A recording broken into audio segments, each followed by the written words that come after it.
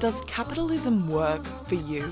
That's the question you're being asked when you stand in front of this installation by American activist and artist Steve Lambert. The reason I made this piece is because I had a history of making a lot of different work that sort of touched on capitalism, but I realized I felt like if I talked about capitalism directly, nobody would want to engage in that artwork. And then that became this fun challenge of how do I make an artwork about capitalism that people would actually would walk towards instead of run from.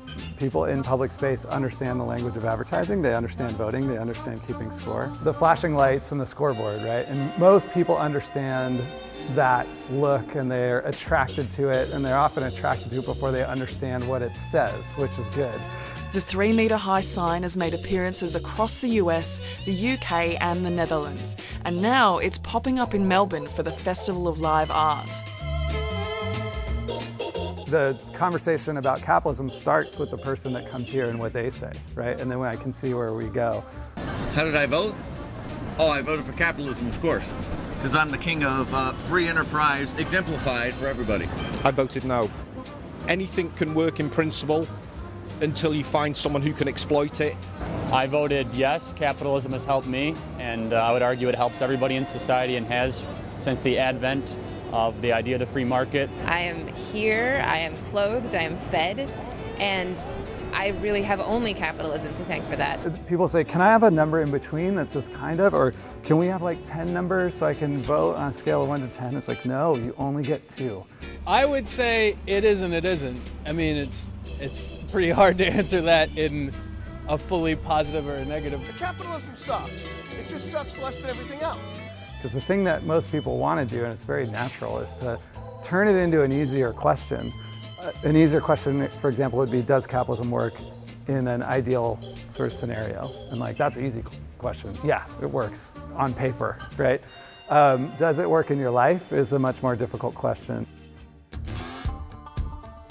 For decades, Steve has been making works that use public spaces and the language of advertising. I think it's really important for me as an artist to make things that meet everyday audiences, that you don't have to cross a threshold of experience or knowledge or the doors of a museum to begin to understand. While I'm totally disgusted by the messages of advertising and the methods, I have a great respect for the efficacy of it and kind of how they use culture. I get how it works. I understand advertising and the language of advertising way better than I do art history. There's a lot of art where I'm I don't really get it, or it's just not for me, but most advertising I'm at least entertained by and I understand the language of it. He also started the Centre for Artistic Activism, the anti-ad agency, and designed this internet plugin that allows you to replace ads with art. At the core of all of these is the idea that we still have a choice.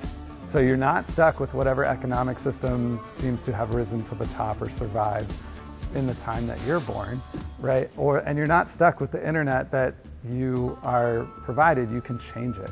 Capitalism doesn't work for me. It hasn't worked for my family for a long time. My mom was one of 13. She was a nun. My dad was a monk. They went into a life of service and vow of poverty, all that stuff, which prepared me for life as an artist. And they quit at 35. So if you can imagine, it's like leaving prison at 35, right? You have no money, one pair of street clothes, right? And then they had to start their own business. So I grew up in that family furniture business. In the US, there's this myth that if you work hard, you'll get ahead, right? And I saw how hard my parents worked, and the whole time, we never got ahead. The business eventually failed after 20 years, not because they didn't work hard. So I think that was the first glimpse. I was this is a myth. I want the world to be better, and this is the way that I know how to work.